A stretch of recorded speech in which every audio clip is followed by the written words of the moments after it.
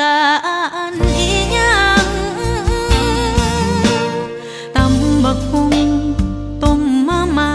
หนึ่งปลาลวกผักจำแจ่วแค่อิ่มท้องก็มีแห้งแล้วกินง่ายอยู่ง่ายคือหยังจับมือกันสู้กันไป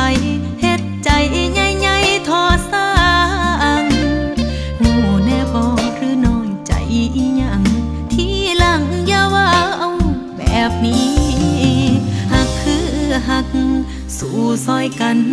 บ่เคยย่านสักนา